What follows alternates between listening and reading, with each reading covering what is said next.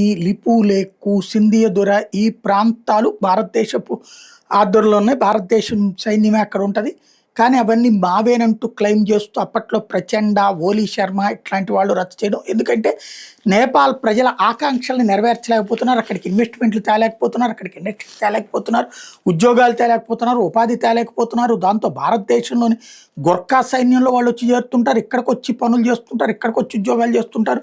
దాంతో పోనీ చైనాకి పంపిద్దామని ట్రై చేశారు. చైనాలో ఉన్నటువంటి నిరంకుశ విధానాలతో నేపాలీలు చైనా సంస్కృతితో వీళ్ళు మమేకంగా లేక భారత్కు వస్తున్నారు. కాబట్టి భారత్తో విద్వేషం పెంచడం కోసం చైనా తరపున ఈ ఓలీ శర్మ, ప్రచండ వీళ్ళు చేసిన ప్రయత్నాలు విఫలమయ్యాక ఇప్పుడు ప్రజల చేత ఎన్నికైనటువంటి వాడు వచ్చాడు అనుకుంటే బాలెన్షా వీడు కూడా ఆ చైనాకి తొత్తుగానే వ్యవహరిస్తూ భారతదేశం గురించి కారుకోతలు కూస్తున్నాడు. అందులో భాగంగా భారతదేశంలో ఉన్నటువంటి భారతదేశం వాళ్ళు వచ్చి మన భూభాగాలను ఆక్రమించుకున్నారని ఎంతకాలం అనుకున్నాం. కాదు, మనం కూడా అంటే వీడు వీరుడు అనమాట, మనం కూడా భారతదేశంలోని భూభాగాలు ఆక్రమించుకున్నాం అన్నటువంటి పాయింట్కి సంబంధించి నిన్న భారత విదేశాంగ శాఖని జర్నలిస్టులు అడిగారు.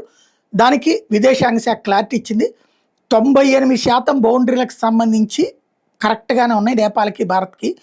కానీ కొన్ని అన్రిజాల్వ్డ్ అప్పటి నుంచి కూడా బఫర్ జోన్స్గా ఉన్నాయి. అందులో ఒకటి గండక్ రివరు.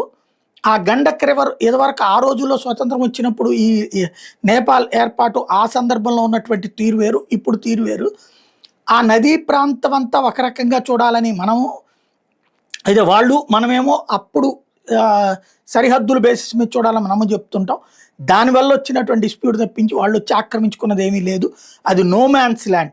మనము వెళ్తాం, వాళ్ళు వెళ్తారు. అక్కడ స్థిరంగా ఎవరు ఉండటానికి వీల్లేనటువంటిది. ఇది ఇరుపక్షాల మధ్య చర్చల ద్వారా పరిష్కరించుకోవాల్సిన విషయం అని తేల్చి చెప్పింది విదేశాంగ శాఖ.